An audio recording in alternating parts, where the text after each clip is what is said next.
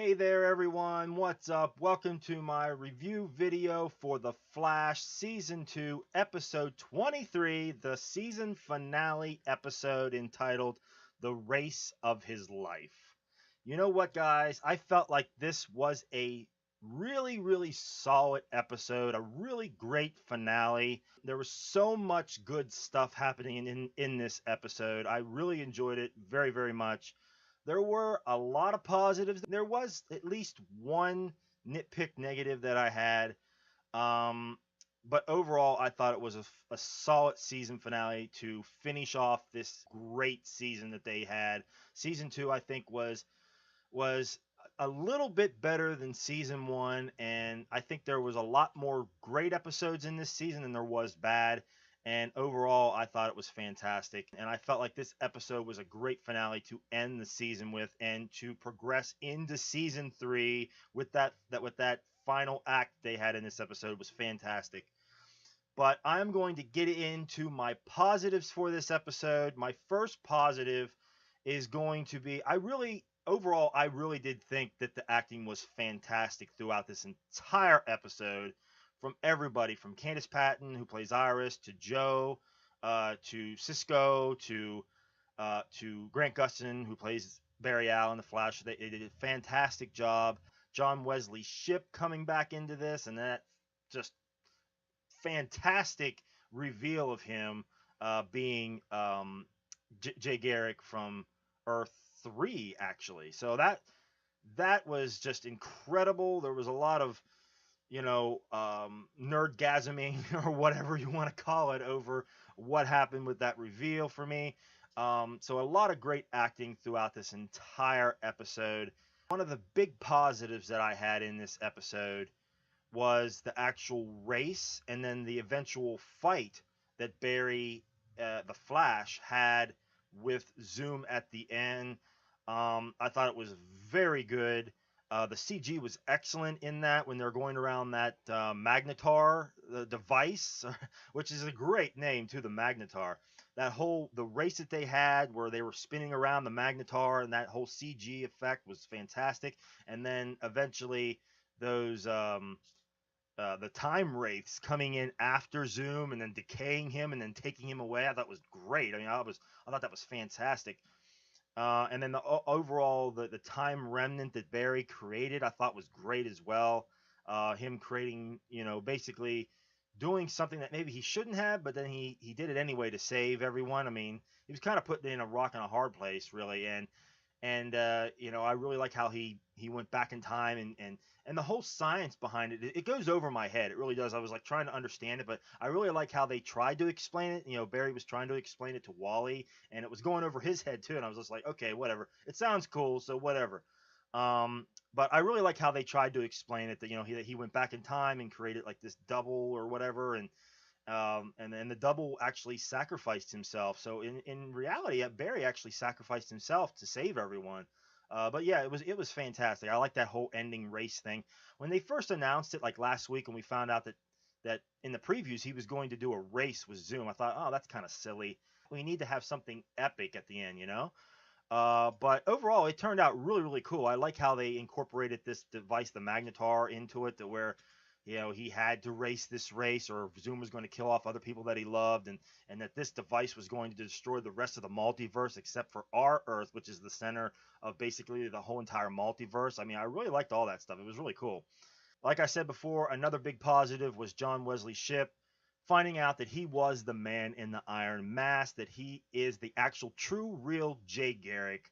I really love that, and seeing him in the Flash suit, uh, I was so happy to see that. I smiled at that. I clapped at that as well. I was like, wow, that's awesome.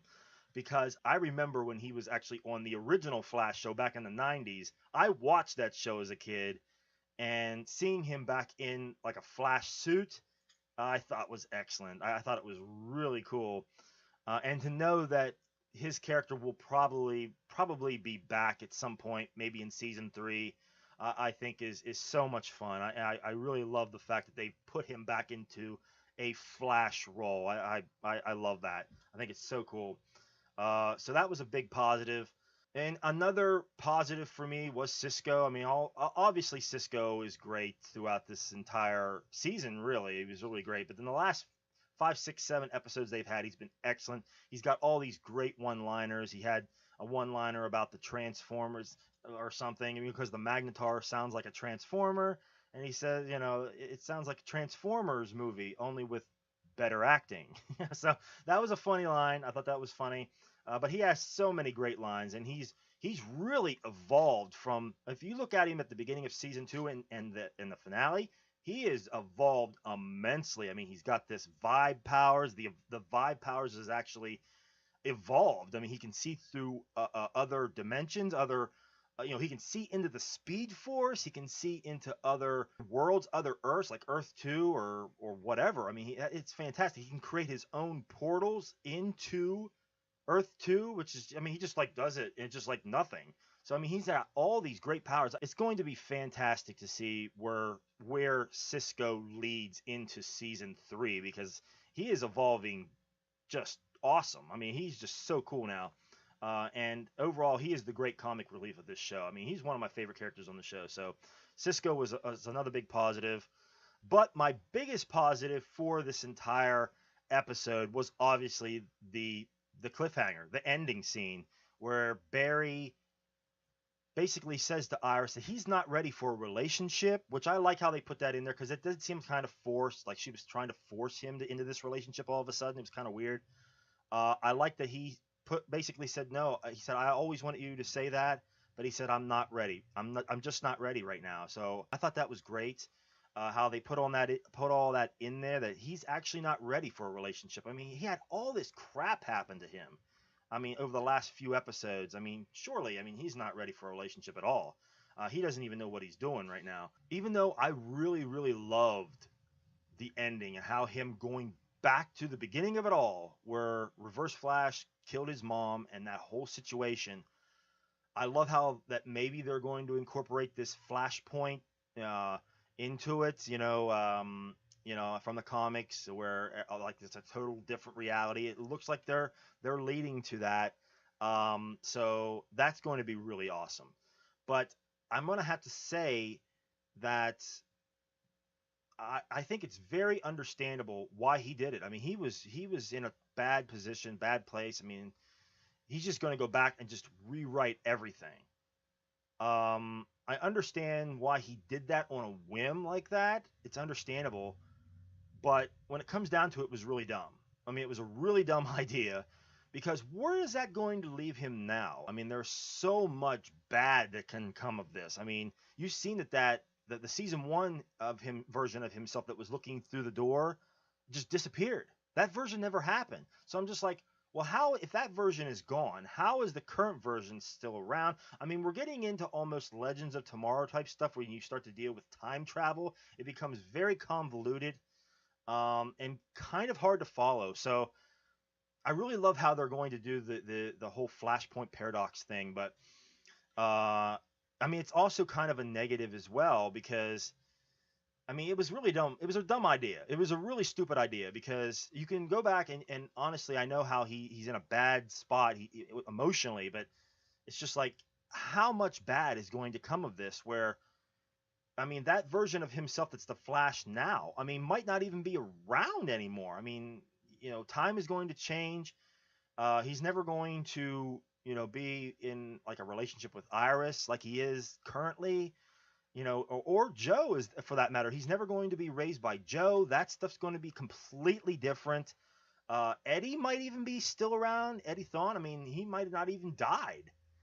So he might still be around. There still might be, the original Harrison Wells probably was never killed by Reverse Flash, by Eobard Thawne, because he just went in there and he kicked his ass. Like, I love that. I love how he went in there and kicked his ass so easily at this point. That was kind of cool. But it's just like, I mean, how is Reverse Flash going to be changed from all of this? Because, I mean, is he going to be even more evil? I mean, what's going to happen with him? What's going to happen to the real Harrison Wells on Earth 1 and Earth 2? I mean, those characters never even came into Earth 1. I mean, what's going to happen to Wally now? Never, meeting Joe or whatever. I mean, it's so much crap that's going to be changed. It's like a complete reboot for season 3, which is kind of cool. It really does maybe keep the show kind of fresh. We're going to mix things up a little bit. So that's kind of interesting. I mean, a lot of cool stuff can come of this, but when you look at it, it was probably a really bad idea because there's just going to be so much. Probably a lot of bad things are going to happen. So that was like a positive and a negative at the same time. But I really like to think that eventually in season 3, at some point, Barry's going to realize the error of his ways and come back to this point again in time with him saving his mother.